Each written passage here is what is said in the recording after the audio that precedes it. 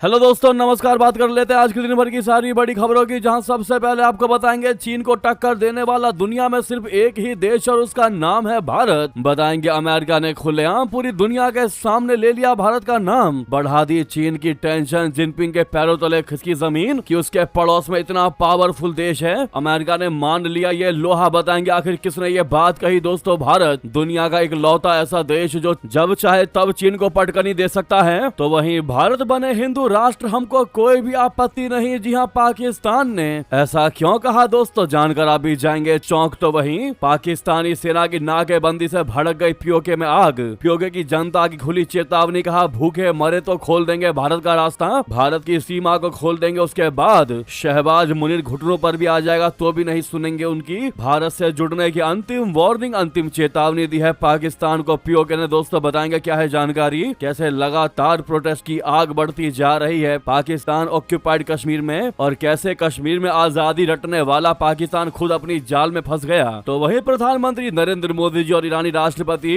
Masoud Pezeshkian के बीच हुई phone पर बातचीत। बताएंगे आखिर किन मुद्दों पर हुई बात और क्या था ऐसा कारण कि मिलाना पड़ गया फोन। तो वहीं आपको एक ऐसा इंडिकेशन बताएंगे जिससे आप भी कहेंगे कि हाँ, बांग्लादेश में शेख हसीना की वापसी की शुरुआत हो चुकी है। तो वहीं पेट्रोल में एथेनॉल मिलाने वाले प्रोसेस पर क्या लग जाएगी रोक, क्या अब फुल्ली पेट्रोल मिलेगा भारतीयों को, क्या बदलने वाला है पेट्रोल का फार्मूला। सरकार ने दिया बड़ा बयान। दोस्तों, सबसे पहले आपको बताएंगे सुप्रीम कोर्ट में पहुंच गया मामला। क्या है जानकारी, एक से एक बेहतरीन से बेहतरीन अपडेट आपको बताने वाले हैं। बस आप वीडियो के अंत तक बने रहिएगा। और खबरों में आगे बढ़ने से पहले अगर आप भी वाकई में मानते हैं कि भारत 2014 के बाद से अपने आप को इतना मजबूत बना सका है कि पावरफुल कंट्रीज भी भारत के कूटनीति के आगे फेल है, तो वीडियो को लाइक करके इस चैनल को सब्सक्राइब करके बेल आइकन दबा के कमेंट में जय हिंद कह दीजिएगा। बात कर लेते हैं पहली और सबसे बड़ी खबर की, जहां अमेरिका ने माना लोहा, ड्रैगन की बढ़ा दी टेंशन, कह दिया चीन को टक्कर देने वाला दुनिया में सिर्फ एक देश है, उसका नाम है भारत, वरना और किसी की इतनी हिम्मत नहीं कि वो चीन को हड़का भी दे। दोस्तों, भारत की बढ़ती ताकत का डंका अब दुनिया भर में सुनाई दे रहा है। भारत की बढ़ती ताकत को लेकर अमेरिका ने एक ऐसा बड़ा बयान दिया है जिसने बीजिंग से लेकर वॉशिंगटन तक हलचल मचा दिया। अमेरिका ने यह मान लिया है कि चीन के आगे अगर कोई देश चट्टान बनकर खड़ा है तो वो सिर्फ भारत है। आखिर अमेरिका को अचानक भारत के इस ताकत का एहसास क्यों हुआ और इस बयान के बाद चीन के सत्ता गलियारों में क्यों हड़कंप मचा है, आपको बता दें। भारत की इंजीनियरिंग पावर की तारीफ करते हुए अमेरिकी विदेश विभाग में आर्थिक विकास के अंडर सेक्रेटरी जैकब हेलबर्ग ने बड़ी बात कह दी। उन्होंने कहा कि भारत इकलौता ऐसा देश है जो चीन को टक्कर दे सकता है, विशेषकर अपनी वर्क फोर्स और टैलेंट पूल के मामले में। वॉशिंगटन में Norway US India strategic partnership forum leadership summit में मास्टर कार्ड के chief government affairs and policy officer टक्कर फूड से बातचीत करते हुए जैकब हेलबर्ग ने भारत की ताकत को स्वीकार किया, लोहा माना। अमेरिका के आर्थिक विकास, ऊर्जा और पर्यावरण मामलों के under secretary of state Jacob Helberg ने कहा कि सुरक्षित और भरोसेमंद टेक्नोलॉजी इकोसिस्टम बनाने के साथ साथ चीन पर दुनिया भर की निर्भरता कम करने की रणनीति में भारत की भूमिका बहुत ही महत्वपूर्ण है। उनके अनुसार इन क्षेत्रों में भारत अमेरिका का एक प्रमुख और विश्वसनीय साझेदार बनकर उभर रहा है। हेलबर्ग ने कहा कि वर्तमान ग्लोबल सप्लाई चेन का ढांचा काफी समय तक टिकाऊ नहीं माना जा सकता, क्योंकि इसका बड़ा हिस्सा कुछ चुनिंदा क्षेत्रों पर ज्यादा निर्भर है। उनका कहना था कि ऐसी व्यवस्था से सप्लाई बाधित होने का खतरा बढ़ जाता है, इसीलिए सप्लाई चेन को ज्यादा देशों और अलग अलग क्षेत्रों में फैलाकर विविधतापूर्ण यानी डाइवर्सिफाई बनाना समय की आवश्यकता है। जैकब हेलबर्ग ने कहा कि भारत अमेरिका का एक भरोसेमंद पार्टनर है। उन्होंने कहा कि भारत पैक्स डिक्लेरेशन पर सबसे पहले साइन करने वाले देशों में शामिल था। साथ ही एआई और टेक्नोलॉजी से जुड़े वैश्विक सहयोग को आगे बढ़ाने में भी भारत ने बड़ी भूमिका निभाई है। हेलबर्ग के अनुसार वो फरवरी में भारत में आयोजित एआई इम्पैक्ट समिट में शामिल हुए थे, जहां दोनों देशों ने एआई के क्षेत्र में सहयोग बढ़ाने पर सहमति जताई और एक जॉइंट स्टेटमेंट भी जारी किया। जैकब ने कहा कि भारत जो है वो दुनिया में सबसे दिलचस्प देश है। इसका एक कारण ये भी है कि हमारे और भारत के मूल्य एक जैसे हैं। साथ ही इंजीनियरिंग, वर्क फोर्स और टैलेंट पूल की गहराई के मामले में भारत ही दुनिया का एकमात्र ऐसा देश है जो चीन को सही मायने में टक्कर दे सकता है, वरना बाकी तो हवाबाजी करते हैं, लेकिन सही मायने में भारत ही चीन को टक्कर दे सकता है। ये स्टेटमेंट जारी किया है हेलबर्ग ने, जो कि अमेरिकी विदेश विभाग में आर्थिक विकास के अंडर सेक्रेटरी हैं। उनके इस बयान के बाद ड्रैगन का टेंशन बढ़ना लाजमी है। दोस्तों, अंडर सेक्रेटरी जैकब हेलबर्ग के इस बात का क्या आप समर्थन करते हैं? क्या आप भी मानते हैं कि भारत में इतनी पोटेंशियल है कि चीन को सीधा सीधा टक्कर दे सकता है? क्या है इस मुद्दे पर आपकी राय दोस्तों, कमेंट करके बताइएगा। लेकिन रिक्वेस्ट है, अगर आप कभी भारतीय होने पर गर्व है या भारत से जुड़े रहने पर गर्व है तो वीडियो को सबसे पहले लाइक कर दीजिएगा। अभी तक लाइक का बटन नहीं प्रेस किया है तो दबाना मत भूलिएगा। नेक्स्ट खबर बता दें, वहीं पाकिस्तान के पूर्व उच्चायुक्त ने दिया सबसे बड़ा बयान, कहा भारत हिंदू राष्ट्र बने हमको कोई भी आपत्ति नहीं, और साथ में पाकिस्तान ने अपना कंडीशन भी रख दिया। जी हाँ दोस्तों, बता दें पाकिस्तान के पूर्व राजनयिक और नई दिल्ली में उच्चायुक्त रहे अब्दुल बासित ने भारत के हिंदू राष्ट्र घोषित होने को लेकर बड़ा बयान दिया। उन्होंने कहा कि पाकिस्तान को भारत के हिंदू राष्ट्र घोषित होने पर कोई भी आपत्ति नहीं है, बस भारत अपने संविधान से सेकुलर शब्द को हटा दे और हिंदू रिपब्लिक ऑफ इंडिया लिख दे। उन्होंने ये भी कहा कि पाकिस्तान घोषित रूप से इस्लामी रिपब्लिक है और उन्होंने इसे अपने संविधान में भी लिखा है। बासित ने कहा कि भारत को साफ बताना होगा कि वो सेकुलर राष्ट्र है या फिर हिंदू राष्ट्र। एक टीवी इंटरव्यू में अब्दुल बासित ने कहा कि भारत में अक्सर लोग जब मुझसे भी कोई बात होती है तो कहते हैं कि जी आपको क्या मसला है, आप पाकिस्तान में मुसलमान हैं, आप इस्लामिक रिपब्लिक हैं, तो हमने कभी ऐतराज किया है कि आप इस्लामिक रिपब्लिक क्यों हैं? मैंने कहा जी आप ऐतराज कर भी नहीं सकते, ये तो हमारा अपना मामला है। अगर हम भी कहते हैं कि हिंदू बन जाते हैं तो आपको क्या मसला है? अगर हिंदुत्व का मामला है तो आपको क्यों प्रॉब्लम है? मैं कहता हूँ जी मुझे कोई प्रॉब्लम नहीं है, हमें क्यों प्रॉब्लम होगी? उन्होंने आगे कहा कि हम इतनी सी गुजारिश आपसे करते हैं कि आपने कॉन्स्टिट्यूशन में जो लिखा हुआ है कि हम सेकुलर मुल्क हैं, आप उसमें लिख दे कि हिंदू रिपब्लिक ऑफ इंडिया, तो हमें कोई मसला नहीं है। आप क्लियरिटी ले आइए ना, हमें देखिए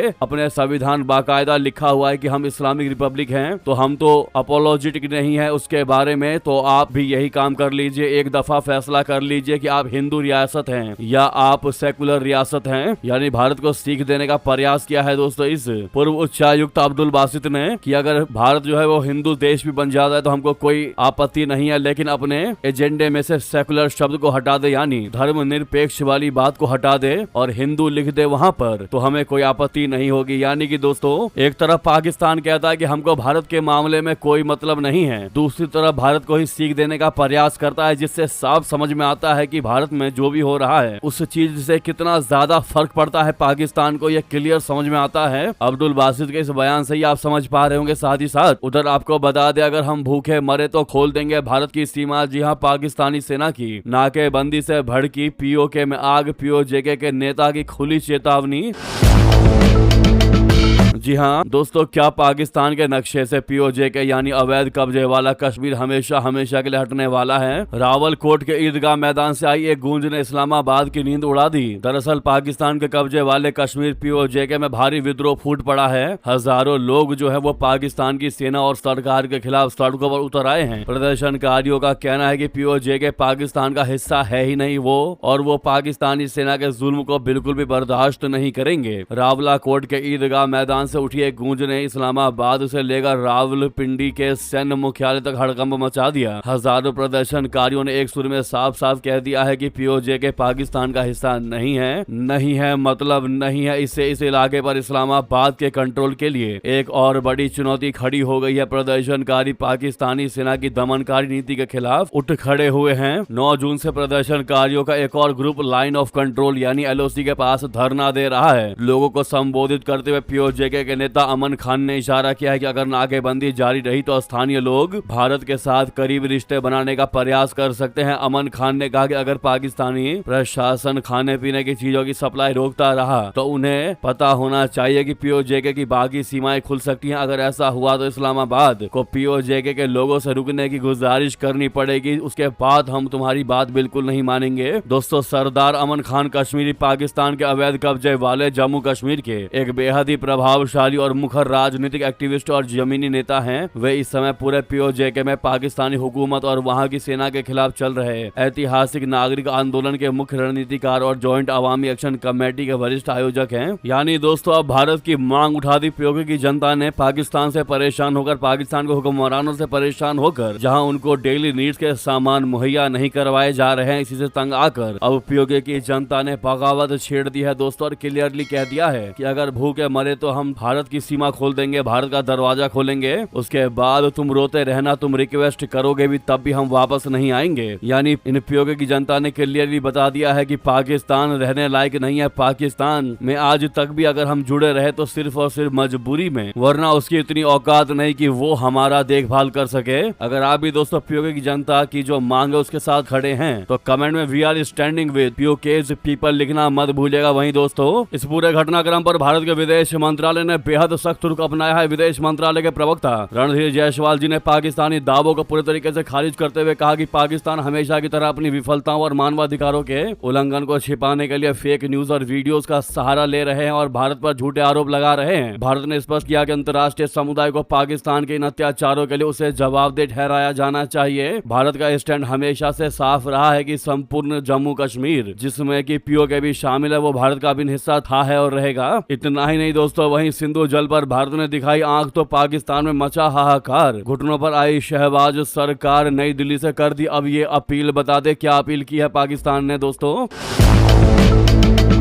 सिंधु जल संधि को लेकर भारत के कड़े रुख के बाद पाकिस्तान बिलबिला रहा है। शहबाज सरकार में सिंधु जल आयुक्त सैयद मोहम्मद मेहर अली शाह ने मंगलवार को कहा कि पाकिस्तान के लिए सिंधु जल संधि का मुद्दा नेशनल सिक्योरिटी का मामला है। उन्होंने कहा कि पिछले साल अप्रैल से चिनाब नदी की धारा में उतार चढ़ाव को लेकर हमने भारत को 4 बार पत्र लिखा, लेकिन वहां से अब तक कोई रिप्लाई नहीं आया। इस्लामाबाद में एक सेमिनार को संबोधित करते हुए उन्होंने 1960 से जल बंटवारे समझौते का जिक्र किया। मेहर अली ने कहा कि चिनाब नदी के पानी के बहाव में होने वाला बदलाव पाकिस्तान के लिए रणनीतिक खतरा है। उन्होंने कहा कि ऐसा क्यों हो रहा है, इससे पीछे की वजह और प्रोजेक्ट से जुड़ा डेटा भारत को देना चाहिए। भारत इस मामले पर कोई जवाब नहीं दे रहा है और उसकी चुप्पी हमारे लिए खतरा है। डॉन की रिपोर्ट के मुताबिक मेहर अली शाह का आरोप है कि पाकिस्तान तो सिंधु जल संधि के नियमों का पूरी तरह पालन कर रहा है, लेकिन भारत की तरफ से कोई जवाब या सहयोग नहीं मिल रहा है। उन्होंने कहा कि अगस्त 2023 के बाद से ना तो कोई दौरा हुआ है, ना ही महीनों के डेटाज सौंपे गए हैं। इससे दोनों देशों के बीच तनाव बढ़ने का खतरा है। सिंधु जल संधि को लेकर मेहर अली ने भारत से 3 मांगे की हैं। पहला, भारत और पाकिस्तान की कमीशन की तुरंत बैठक बुलाई जाए। दूसरा, दोबारा पानी का डेटा शेयर करना शुरू हो। तीसरा, दोनों देशों के अधिकारियों के दौरे और निरीक्षण फिर से शुरू हो। ये 3 सबसे बड़ी अपील की है दोस्तों पाकिस्तान ने भारत से।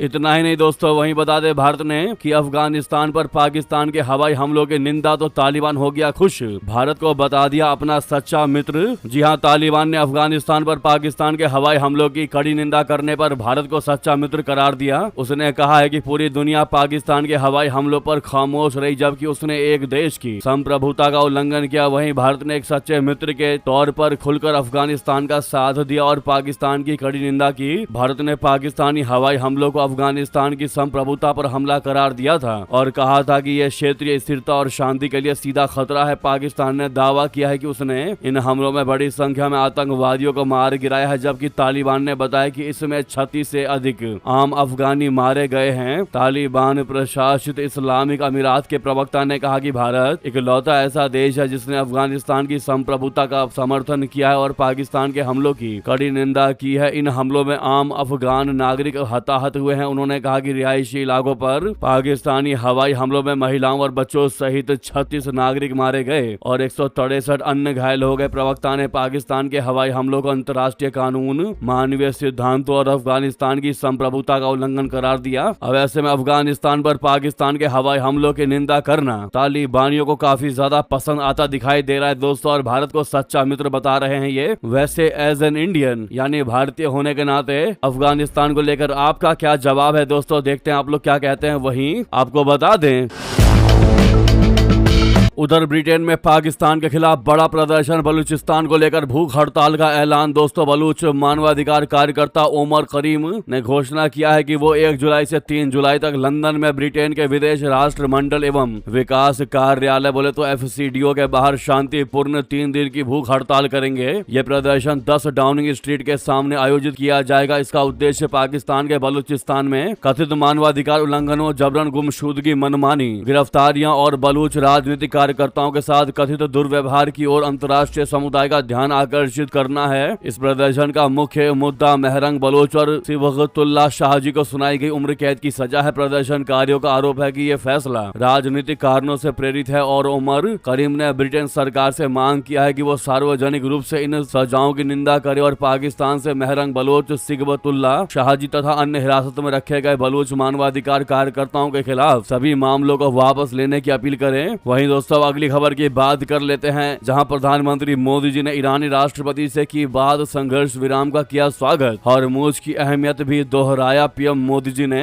जी हां दोस्तों, प्रधानमंत्री नरेंद्र मोदी जी ने मंगलवार को ईरान के राष्ट्रपति मसूद पेजेश्कियान से फोन पर बात की। इस दौरान दोनों नेताओं के बीच क्षेत्र के मौजूदा हालात और आगे की स्थिति को लेकर विस्तार से चर्चा हुई। बातचीत के बीच राष्ट्रपति पेजेश्कियान ने प्रधानमंत्री को पश्चिम एशिया में हाल के घटनाक्रमों और आगे के रास्ते के बारे में जानकारी दी। इस दौरान दोनों नेताओं के बीच क्षेत्र के मौजूदा हालात और आगे की स्थिति को लेकर विस्तार से चर्चा हुई। ईरानी राष्ट्रपति से बातचीत के दौरान प्रधानमंत्री मोदी जी ने क्षेत्र में बने संघर्ष विराम और तनाव कम करने के प्रयासों का स्वागत किया। साथ ही साथ भारत की इस बात को दोहराया कि सभी मुद्दों को बातचीत और डिप्लोमेसी के जरिए हल किया जाना चाहिए। प्रधानमंत्री नरेंद्र मोदी जी ने अपने सोशल मीडिया हैंडल एक्स पर पोस्ट कर इसकी जानकारी साझा की है। प्रधानमंत्री मोदी जी ने लिखा कि पश्चिम एशिया में हाल की घटनाओं के बारे में ईरान के राष्ट्रपति डॉक्टर मसूद पेजेश्कियान से बातचीत की। बातचीत में हुई प्रगति का स्वागत किया और उम्मीद जताई कि लगातार प्रयासों से क्षेत्र में स्थायी शांति आएगी। भारत और दुनिया के लिए हॉर्मुज जल डमरू मध्य में आवाजाही की आजादी के महत्व को फिर से दोहराया गया। वही नेक्स्ट खबर आपको बता दें,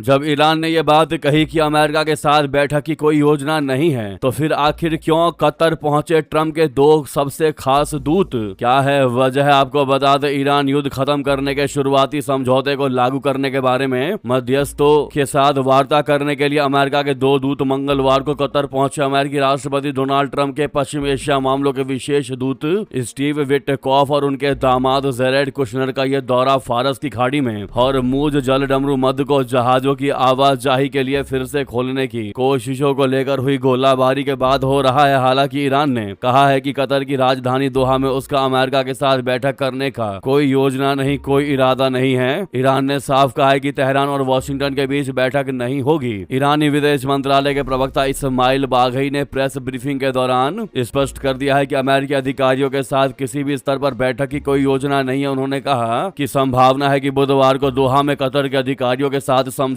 ज्ञापन यानी एमओयू के प्रावधानों के क्रियान्वयन पर चर्चा होगी। इसमें ईरान की कतर में फंसी प्रतिबंधित वित्तीय संपत्तियों की रिहाई से जुड़ा प्रावधान भी शामिल है। बाघई ने दोहराया कि मैं फिर स्पष्ट कर रहा हूं कि अगले कुछ दिनों में अमेरिकी पक्ष के साथ किसी भी स्तर पर कोई बैठक निर्धारित नहीं की गई है। तो वहीं आपको बता दें, अमेरिकी सांसद ने कहा कि भारत से 30 साल में सबसे खराब रिश्ते हैं। ट्रंप के एक तरफा फैसले ने भारत का भरोसा तोड़ दिया। अगर यकीन ना हो तो ये बात जयशंकर जी से पूछ लीजिए। दोस्तों, भारतीय मूल के अमेरिकी डेमोक्रेटिक सांसद रॉ खन्ना ने कहा है कि राष्ट्रपति ट्रंप की नीतियों की वजह से भारत और अमेरिका के रिश्ते पिछले 30 साल में सबसे खराब दौर में पहुंच गए हैं। वॉशिंगटन में आयोजित US India strategic partnership forum यानी USISPF लीडरशिप समिट 2026 में उन्होंने कहा कि ट्रंप की टैरिफ नीति ईरान के साथ युद्ध और सहयोगी देशों से बिना सलाह लिए फैसले करने से अमेरिका की साख को नुकसान पहुंचा है। खन्ना ने कहा कि मैं बातों को घुमाकर नहीं कहता, भारत अमेरिका के रिश्ते पिछले 30 साल में सबसे निचले स्तर पर मौजूद हैं। ईरान युद्ध का असर भारत में गैस की कीमतों पर भी पड़ा है। अगर भरोसा नहीं है तो विदेश मंत्री जयशंकर जी से पूछ लीजिए। ये साफ साफ अमेरिकी डेमोक्रेटिक सांसद रॉ खन्ना का बयान है। दोस्तों, रॉ खन्ना ने ट्रंप की टैरिफ वाली नीति को साफ साफ गलत बताया। उन्होंने दावा किया कि हाल ही में चीन यात्रा के दौरान उनकी मुलाकात एक भारतीय राजदूत से हुई। खन्ना के मुताबिक राजदूत ने उनसे कहा कि आपके राष्ट्रपति की वजह से भरोसे की एक पूरी पीढ़ी खत्म हो गई है। उन्होंने कहा कि अगर ट्रंप की नीतियों से हुए नुकसान को स्वीकार नहीं किया गया तो ये सच्चाई से मुंह मोड़ने जैसा होगा।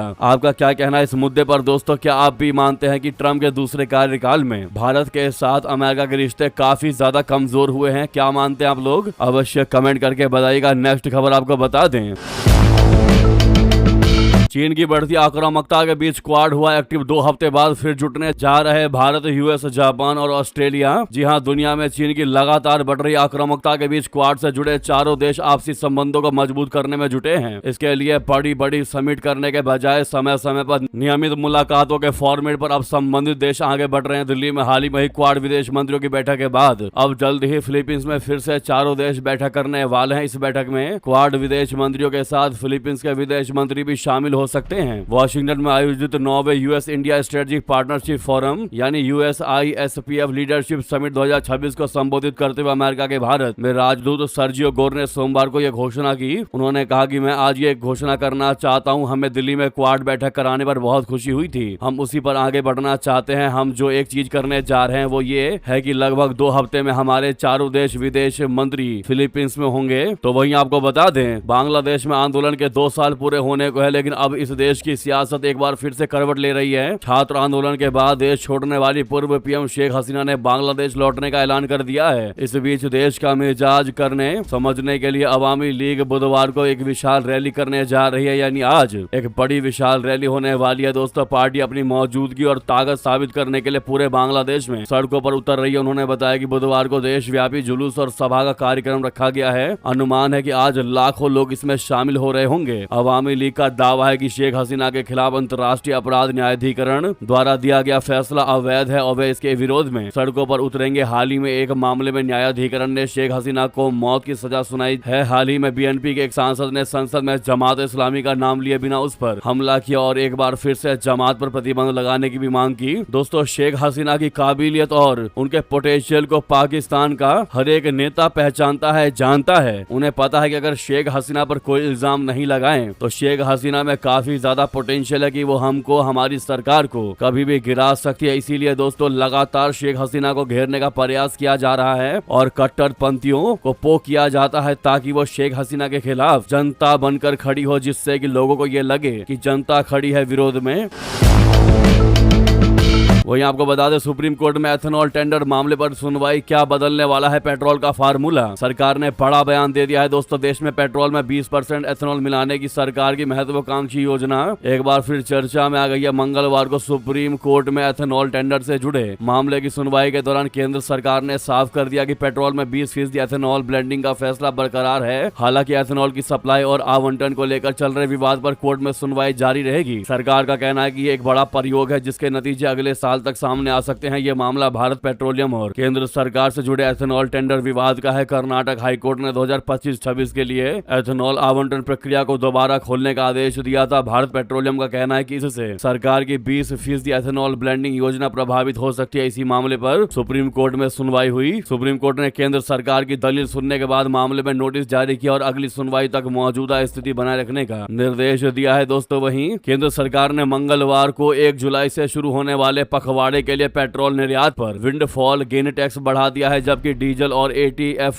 पर लेवी कम कर दिया है। इससे डीजल के निर्यात पर स्पेशल एडिशनल एक्साइज ड्यूटी यानी SAED की दर मौजूदा 14 रुपए प्रति लीटर से कम होकर 8.5 रुपए प्रति लीटर हो जाएगी। एटीएफ के निर्यात पर SAED 7.5 रुपए लीटर होगी, जो अभी के 12.5 रुपए प्रति लीटर से कम है। हालांकि पेट्रोल के निर्यात पर ड्यूटी 1.5 रुपए प्रति लीटर से बढ़ाकर 4 रुपए प्रति लीटर कर दी गई है। दोस्तों, वित्त मंत्रालय की ओर से जारी अधिसूचना में कहा गया है कि ड्यूटी में बढ़ोतरी 1 जुलाई से लागू होगी। पश्चिम एशिया में बढ़ते तनाव के बीच सरकार ने 27 मार्च को डीजल और एटीएफ पर निर्यात ड्यूटी लगाई थी और हर पखवाड़े रेट में बदलाव किया था। 16 मई से पेट्रोल पर निर्यात ड्यूटी लगाई गई थी। जी हाँ दोस्तों, इन मुद्दों पर आपकी क्या है नियमित राय कमेंट करके बताइएगा। लगे हाथ तो वीडियो को लाइक करके, चैनल को सब्सक्राइब करके, बेल आइकन दबा के कमेंट में जय हिंद कहना बिल्कुल भी मत भूलिएगा। मिलते हैं आप अगली बड़ी खबर में। यहाँ तक बने रहने के लिए आप सभी का बहुत बहुत धन्यवाद, बहुत बहुत आभार। जय हिंद, जय भारत।